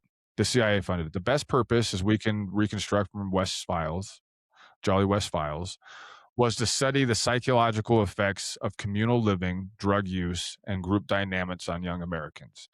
In Haight-Ashbury and another facility funded directly by the CIA. West also maintained an office at the Free Medical Clinic that we were talking about, that was also run by the CIA, that also had Mr. Smith, the parolee, in there with who? Charles Manson. Okay, so Jolly West also had an office in that very same clinic. He recruited research subjects from the population that came through. The Manson family, Charles and his early followers, were regular visitors to this clinic, the entire family, as they called themselves. All right, they came for a few reasons. They came for STD treatments. They came for free meals because there was free meals there. They came for protection the clinic supposedly offered against the police, which they absolutely did, especially for the Mansons, come to find out. And there's going to be more stuff on how the cops were specifically told not to get involved. They were exactly the population that West wanted to recruit from. Exactly. Right. Okay. So what O'Neill can prove in his book and in his case. Manson was in Haight-Ashbury during the exact months Jolly West was recruiting a CIA-funded laboratory at Haight-Ashbury. Okay, Manson was a regular visitor to the clinic where Jolly West had an office. Manson's parole officer was running an experimental amphetamine project at the same clinic and was protecting Manson from arrest while Manson lived in the area West was studying. Manson's later behavior, the use of LSD, hypnosis, and group dynamic manipulation to turn his followers into killers, exactly matches the techniques Jolly West had been studying and implementing and publishing about for over 15 years. And this is most interesting, a Los Angeles County sheriff, deputy sheriff, a guy named Pearson Gollery, told O'Neill on the record in a recorded interview, quote, "We were told not to bother those people," end quote. That's what they were told. The Manson family, quote, "make no arrests, take no police action towards Manson or his followers," end quote. That was the order. That was the order. The sheriff's department said that they were giving, quote, "from above." They were given an order from above, quote, to not mess with Manson and not mess with his followers at all, under any circumstances. All right? A sworn LA Sheriff's Department officer describing an explicit top-down police stand-down order specifically directed at Charles Manson and his followers in the months and years leading up to the murders, while Manson was, by his own parole officer's testimony, openly telling authorities he wouldn't be able to keep the terms of his parole, which he absolutely did not keep because he raped underage women and was involved in drugs and all kinds of other stuff while he was on parole. All right? Now, the prosecutor, who eventually became the storyteller, the prosecutor is actually the guy who wrote Helter Skelter, was the prosecutor for this case. And it was a guy named Vincent Bilzogi. It's an interesting name. He wrote Helter Skelter in like 1974. All right.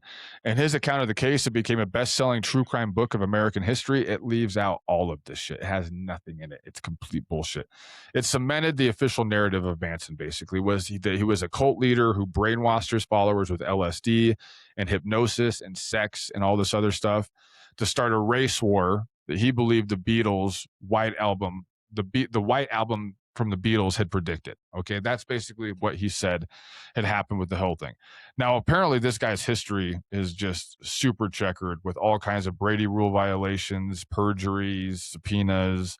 He was convicted of multiple accounts of domestic violence and perjury and all kinds of other stuff. basically the man who wrote the official version of the Manson story, the man whose book has defined the public like understanding of the case for 50 years after before we dug into all this shit and found out what it really was a convicted domestic violence abuser, perjurer, witness perjury. He violated the Brady rule, which is basically the constitutional requirement that prosecutors have to disclose evidence to the defense. Like he withheld evidence on purpose, all kinds of stuff like that. Anyway, he's the guy that wrote Helter Skelter, and it's a pretty like compared to what O'Neill found out, it completely contradicts the book Helter Skelter. And most of the people have been kind of like, Right.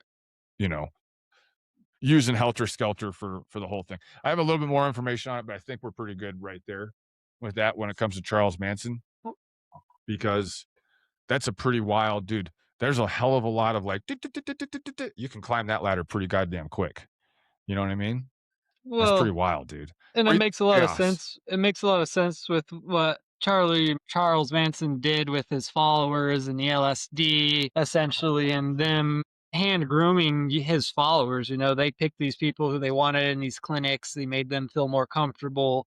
And they're probably women and Mhm. men who were very susceptible to certain thoughts and stuff. They're vulnerable, once again, like a vulnerable populace, you know, like, and it's funny to me when they do those studies like that, you know, it's like just enabling it to happen. You know, let's find fucked up people and let's fuck them up more and see how much they're going to fuck it up, you know, and it's like, Yeah. Jesus Christ, That's you know? because nobody those are people that are unrepresented. You know what I mean? They don't have money, they don't have Yeah. connections, they're just people. And it's like, dude, fuck, man. I mean, you could be a prominent person in your community and say you were abducted by an alien and actually be abducted by an alien, you know, like 15 years ago, and then come back and talk about it, and they're going to think you're fucking crazy and they're going to ostracize you. You know what I mean? Even if you're a really Right. prominent member of the community that Right. everybody's known their entire life, it's trusted their entire life, you could have your kids go to their kids' house to play with their kids and have sleepovers, coaches your kids' baseball team. All of a sudden, you know, 15 years ago when there was a stigma, you say I was abducted by aliens and you're now a fucking ostracized outsider of your community. There's a lot of people like Chris Bledsoe Well, has that and then, story, the guy who wrote Book of God or UFO of God. A lot of right. people do. And so it's like, yeah, you're gonna say that you come out with stories saying that the CIA is dosing you with drugs and prostitutes and like people are just gonna think you're out of your fucking mind, especially back in those days, dude. Everybody trusted the media. Everybody trusted the government. Everybody. You know what I'm saying? Like very Right. few people. It was like the United States was the shining light on the hill. You know what I mean? Always the shining light on the Well, hill, no matter what. Would never do anything like and the, this. That's what people believed. and the thing what pisses me off is like using the sex workers and women and stuff, you know, like they're using these women who are super vulnerable and using them on kids, using them on adults. The whole Epstein thing was enabled by victimizing young lost women, you know, finding a 15-year-old who Yep. looked like an easy target that you say like, "Hey," and then it's preying on the behavior of fucking shitty men and using women who are in a bad spot. But dude, the more you do it, the more these guys do it, and the more you get away with it, the more it's gonna happen, you know? And Yeah. it's like there's I think I still oh, yeah, right here. So I'm about ready to get into, like here in a second, I'll talk about how, you know, at least since the '50s, they've been trying to steal Americans' private information without warrants. Right. They've been trying to figure out they've been trying to figure out ways 9/11 was the best opportunity the United States government ever had for power, for an ultimate power grab, and, like, financial power grab, informational power grab, authoritarian power grab, however you wanna look at it. I mean, when it came to money and when it came to power, 9/11 was the best thing that ever happened to the US government by far. I mean, it gave them all of Right. this stuff that they've been trying to get for 50 plus years that they knew would violate the Constitution, and they couldn't figure out how to do it unless they were doing it covertly, which is what they've been doing, right? Right. They've been doing this shit covertly for a Well, long time. and then they create a system now where they could just download data. They don't even have to be secret about it, you know? Now it's just happening Mm. as we're talking right now. Oh, yeah, as remember I talked about being a Fed, it's like I had to have possession of the phone. If I had possession of the phone, I could plug it in and pull everything out of it. But if you go higher up than Right. obviously what I was, like, you could probably just go to a tech guy and just say, you know, This is his number. This is where he lives. Right. Pull everything. And I mean, there's no way they'll be able to pull all the same information I could if I had a hard copy of the phone plugged in, I'm sure by now. I mean, everything, dude. I'm almost starting to think like you got to start using like different text message threads, different emails, like using Gmail is a bad idea. There's an email account like that one we were using for our interview, for our guest to make Yeah. sure that it was like encrypted, like using, email accounts like that, like using text message systems that, that are harder to recover, but then you have your social media footprint that you got to be really careful about. And man, it's fucking Right. hard, dude, to stay out of this shit Well, now. All right. they put us in a position where we do it. Like, we have to do it, Mhm. unless you totally say that you're turning the only time you're using money is when it's green and you're turning off the computer, like, there's no all your banking's done online, if you do anything with the IRS, you have to Yeah, set up an everything is. account, it's all done online, it's all online, you know? You ever see the movie Far There's and Away no with Nicole Kidman and Tom Cruise? You ever see that movie, Far and Away? Yeah, They come from yeah, Ireland to the United yeah, States to the Oklahoma. One of the best movies that nobody's ever heard. A lot of people, fucking great movie, dude. You know the end where yeah, it's like, oh Joseph, with your land, and he has his green flag, and they're out doing the land rush at the mhm, very end, and they get their land, and he fucking puts the green flag down, and like they're out there in the middle of nowhere doing their own thing, and it's their land, it's our land, Joseph. Well, I mean, my wife and I talk about that all the time, Dan. It's like off the grid, tons of land, the right, fuck away from everything, like with the kids. And dude, it's like it's something that is becoming now, not like a desired outcome, but it's like we have to do this. We fucking have yeah, to figure out how to do this. We have to. Like it's now a non-negotiable, I think. And we both are very educated people.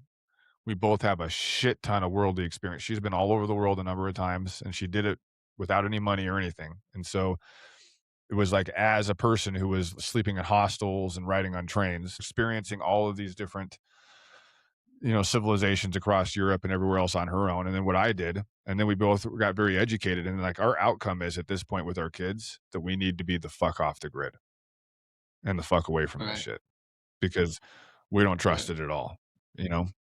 And so, yeah, we need to plant our green flag, buddy. We need to plant our green flag somewhere yeah, with a sign on there that says nothing here is worth your life. Think about it for a minute. Nothing right, here is worth your life.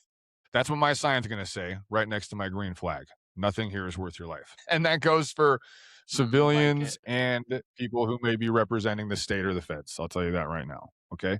So now what happened when the program ended? When the records were destroyed and the truth started to come out and the survivors, like what the survivors actually went through and all that stuff. Okay, there's a little bit more here. The destruction of the records. In 1970s, the early 1970s, MK Ultra was wound down. The CIA's internal inspector general had raised concerns about the program by around 1963. By 1972, Watergate was breaking. The Nixon administration was pretty much in collapse at that time. Congressional scrutiny of the intelligence community was starting to increase because of Watergate. So in 1973, CIA Director Richard Helms, the same man who supervised MK Ultra for years, and he ordered every MK Ultra file to be destroyed at that time when he saw what was about ready to happen. Okay, so Sidney Gottlieb, remember that guy? He was kind of like the demon guy personally oversaw the destruction of all the documents. Okay. The agency's official position thereafter was that the documents were gone, the records were gone, that everything was unrecovered. Whatever happened in MK Ultra was now beyond the reach of any investigator. Okay. So they ordered the documents destroyed covertly, basically, is what they did. They said, get rid of everything, destroy everything, fucking get rid of it. This guy, Sidney Gottlieb, who was really responsible for a lot of that really bad shit, he was responsible for the destruction of everything, supposedly. Okay. Except come to find out it was incomplete. It was incomplete. In 1977, in response to a Freedom of Information Act request or a FOIA request, a CIA activist discovered approximately 20,000 pages of MK Ultra financial records that had been incorrectly filed in the budget office. Okay, the destruction order had been carried out for the project files, but apparently the financial records were stored separately and they survived. They became the basis for everything we know about the program, these cheeky bastards. So they actually did destroy. all of basically the case files. The only reason we even know anything about MK Ultra was because the financial records were improperly stored, and then they were discovered. That's how we found out about MK Ultra, and then through Tom O'Neill's investigations and the deeper kind of stuff like that. Okay, so we know everything about the MK Ultra program because of a filing error. That's it, and that's all. If the records had been correctly filed alongside the rest of the project documents, they would have been destroyed in 1973, and we wouldn't have any record of this at all. It would be conspiracy theory, Joel. Obviously, just conspiracy theory, right? Nothing to see here. All right. That implies basically 20,000 pages are a fraction of what actually existed. So the 20,000 pages of what was discovered from MK Ultra is probably a very, very tiny percentage and a very incomplete record of what the CIA actually did. Okay.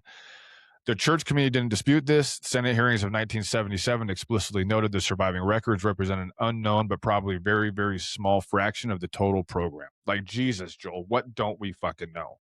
Right? Because what we did Right. find out, especially with that dude conducting the housewife shit for the Canadian housewives, he just destroyed these bees, dude.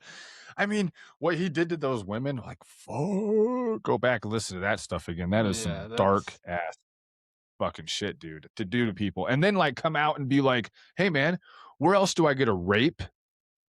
Don't tell me he wasn't raping these yeah, women while they were dosed on LSD. Obviously he was. He fucking admitted right, to it, dude. Like you get a housewife that's sitting there for 30 to 60 to 90 days in a fucking dark room, so smashed out on LSD that she doesn't know the beginning to ending of anything in this fucking room. And this guy is absolutely right. in there and he's literally bragging about raping people and stealing and cheating and Yeah, lying that's and killing on behalf of the US government through these experiments. I mean, that's fucking incredible, dude. I mean, that guy was and very educated. You know what it reminds me of is like the fucking guy who killed all those women who was like really, really educated. Remember he had that Volkswagen Bug, Jeffrey Dahmer. Wasn't he really educated dude too? yeah. Psychotic as fuck, I know he you know? was yeah, he was a smooth talker as well. He would play like he was a likable person is what it sounded Yeah, like, but so if you're really smart with those kinds of desires, dude, that's yeah, dangerous, bro. To be that smart, to be able to get into those kinds of institutions, but in like inside where nobody sees you, that's the kind of human you yeah, are. Dude, we probably got plenty of those in power. You know what I'm saying? All right, the yeah. church community was kind of the US formal like Psychopath. study for the program and all that stuff. And so this is where it kind of gets interesting when it comes to information. So the church committee formerly the United States Senate Select Committee to Study Governmental Operations with Respect to Intelligence Agencies. That's a lot. It was chaired by Frank Church of Idaho, was formed in 1975 in response to the revelations of CIA and FBI's domestic abuses with all those programs. It was basically the most aggressive congressional investigation that we've ever had into the intelligence agencies, okay? In their final report, which is called the Church Report, it's basically one of the most damning federal documents ever produced about the abuses of American intelligence agencies. It documents CIA assassination plots against foreign leaders, the dosing of drugs and narcotics to unconsented citizens, FBI surveillance and harassment of Martin Luther King Jr. That's how that one came out. NSA programs to intercept the communications of American citizens. That's how this initially came out. Okay. NSA programs to intercept the communications of American citizens. And the MK Ultra program was all part of this church committee deal. So while the church committee was doing this, they discovered the intelligence agencies were intentionally trying to intercept the communications of American citizens, just regular American citizens, and store them. So Right. kind of makes you wonder about 9/11, right? Kind of makes you wonder about 9/11 a Yeah. little bit. They've been trying to pull this shit for a long fucking time. I don't believe that narrative at all. At all. Yeah. Nope. So, I mean, that in the was last 14 days, dude, there's like we got a lot of this stuff. There's so Eric Olson, Frank Olson's son, was pretty much the longest investigation of this whole thing. I mean, the Senate Select Committee on Intelligence and the Subcommittee on the Health and Scientific Research. They held joint hearings. Senator Ted Kennedy chaired the Health Subcommittee. CIA Director at Stanford Turner testified. He said on the record that he was horrified by what the agency had done. He said the CIA would attempt to identify the people who had been experimented on without their consent and consider the government's responsibility towards them. However, by the CIA's own subsequent admissions, they didn't attempt to contact any of the victims at all. They never told any of them, and most of these victims died without ever knowing. And so, even the CIA when they came out and they were made like, oh, we're gonna find these people, we're gonna make it right with them, we fucked up, blah blah blah. They never did it. They never even did it. Most of the people that were in these experiments died long before or committed suicide or were killed during the program. And if they did live through the program and they didn't commit suicide, they died without ever knowing what the fuck actually happened to them. Imagine living your whole life. It's like living your whole life being Well, abducted by aliens and then not being able to tell anybody about it and the because you know that they're going to say that you're fucking crazy. and the fucked up thing is like all these released CIA documents, it's 30, 40 years, 50 years, 70 years after the thing really happened, so like the people that it affected the most, like they don't get any retribution, they don't get any help, like and Oh it's yeah, and some of the stuff was generational and like it affected families for generations. dude. Can you imagine like being the husband sitting at home with a few kids and your wife's like, hey, postpartum depression's a real thing. If you've had kids out there, like that can like that's Yeah, no joke, man. Like that's tough on gals. It's real tough. It's like coming through like withdrawals almost because you have this massive purge. You know what I mean? You're losing a lot right, of different chemicals and that your body's naturally producing, and you have this massive dump, adrenaline dump or whatever it is, and your body's trying to recover from that. And a lot of women end up in serious, serious depression over it. And it's like, dude, and you send your wife out there, you're like, okay, hang out at this place for 60 days, kind of recover 90 days, and then you get back a fucking she doesn't remember who your kids are, she doesn't remember who you are. She was probably yeah, raped repeatedly over and over and over and over and over again while fucking dosed on that stuff. I mean, god right. damn, man. God damn. And then, like, It's where else can crazy. you fucking steal, rape, and kill on the US government dime? But here, it's fucking great. Right. Well, and and the thing Oh. what pisses me off about all this is stuff that we found out 30 years later. We have a chance with the Epstein stuff, like, this is real time, and, like, with the Epstein files, this is files that are released that the victims are still alive, and because of the fucking files, Mhm. now we know all these victims or some of the victims, and nothing's happened from that still. Nothing's happened, and they just subpoenaed Bondi, and she was talking about and she Mhm. threw the new active attorney general under the bus, saying that he controlled so now the head of the DOJ is the one who controlled the whole Epstein investigation, and that's what Bondi said. Because she was asked about the Yeah. releasing of the victim's information, and she said, "Oh, that was all Todd Blanche. He was the one directing this whole investigation." So it's just like the cover up. If you You can't put smell in yes cover up men, in that dude. whole, yeah, yes men, put in Mhm. yes men. Todd Blanche was Trump's lawyer before he was in the DOJ, and now he's running the DOJ. Yeah, the people that they're worried about are the people like it's not the people that are actually out there doing like shitty shit or stealing secrets or, you know, whatever. No, it's the people that dare like Thomas Massey, Marjorie Taylor Greene. You step out of line when it Yeah, comes to Israel or when it comes to the security state, bro. When it comes to the security state, the national security state, when it comes to Israel or the military industrial complex, bro, you better stay the fucking line or else you're out, homie. You're out. We'll put in yes men. Whoever well, replaces Marjorie Taylor Greene, just like the guy who replaced Thomas Massey, Mr. fucking Navy SEAL Ranger Tab dude, who is not he literally had no positions at all on a single political topic at all. And he won that election because the boomers voted for him, yep, because the boomers come out and vote, and because Israel spent more money on that goddamn election than they have in any House seat in the history of forever in Kentucky, which is just wild. Wild, right, wild. But once the boomers stop voting, which is probably pretty soon, I mean, if you really think about it, Shit's gonna swing real hard. The pendulum's gonna swing fucking hard. Even if the other blocks aren't voting that much, like, they're gonna have to make up the difference somehow when the boomers, aren't voting as Right. much anymore.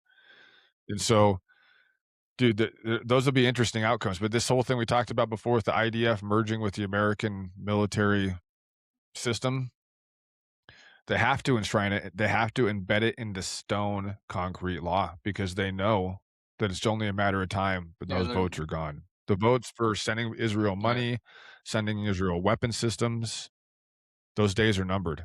They're fucking numbered for sure. We can see it, right. you know?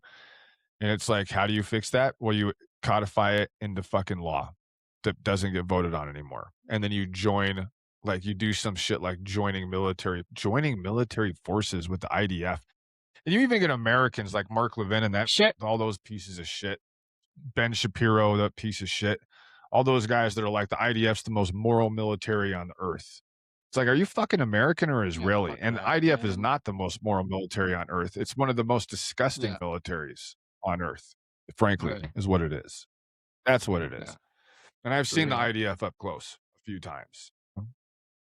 Well, and the fact of the matter is we're gonna be sharing our information with a country that needs us to survive, who's been sucking on our tit for the last 40 years, and Yep. then they're gonna have all And our also sold our security, all that shit. secrets. It's beyond me. Sold our secrets to other Yeah, states, yeah, exactly. stole our nuclear secrets, might have had something to do with killing one of the best presidents we might have actually ever had, who might have kept us out of Vietnam. I mean, the Epstein shit, And then how fucking deep their tentacles the go with Epstein and our political class and having dirt on all these motherfuckers, and we're gonna you merge with have them. that Yeah. one dude Wolf in the sheep one dude who wolf in came sheep's here. clothing, bro. Yeah, it's fucked up. I'm over it. I'm over it for sure. All right, man. I know you gotta go to you're meeting your brother, right? You gotta Yep, cruise, we're gonna drive go. off. Yeah, gonna go play some disc golf, enjoy the morning, then go to work. So be good. Nice, man. That's what you should do, dude. Before you work, get some disc golf in, get a workout in, chill out, man. That's awesome. It'd be Yeah, better if you were just for going sure. hunting right afterwards rather than work, When I but hey, can't, gotta make that money, it'd be better if I was hunting. If I was hunting every fucking day, I'd be a happy person. right? Get that green flag, Joel. Well, You gotta sweet get that. You brother. gotta you gotta find the place to Oh drive yeah, in that green flag, dude. You gotta find that place. You uh, know, I'm trying to make my way back to Yampa. That's the first step, but we'll see. We'll see if that happens. It's hard to do it here. It's so expensive. I feel like you have to drive that green flag in like Well, northern Idaho, eastern Washington, parts of Montana, other parts. I mean, God, the western right. slope of Colorado is the fucking billionaires kick the millionaires out of this place. You know what I mean? I mean, Yeah, it's I have a god feeling damn, some it's of that's so Colorado's prices are gonna fall. I was looking at a lot of markets, like we're right up there with like Austin, Texas, and like the big drop they had. We can't sustain the market that we're in. And there's gonna be a lot of disappointed people who bought in COVID trying to sell their house and they're gonna have to take a hit on it, is what I see. But who yeah, knows? Who maybe, knows? dude. I don't know. I know Ski Corps runs these towns, man, and they got more money than fucking God, Well, and so yeah, they're tough to deal with. Like I think they can manufacture what they want in a lot of ways. It's kind of like Trump manipulating the yeah, stock right. market on a Friday. I Well, feel like it's Ski it's Corps big money. It's manipulates these local ski towns the same way all the time. uh, big money. Yeah.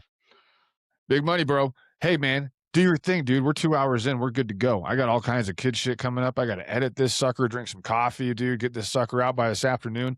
I got 5 kids we got baseball and babysitting and fucking, I don't know, some other shit. I got to look at my calendar. we got, we got, Busy, we got to busy roll, man. homie. And so, yeah, good things, brother. Be All safe right. out there today. Take it easy, brother. Love you, man. Take Yeah, it I'll talk easy. soon, man.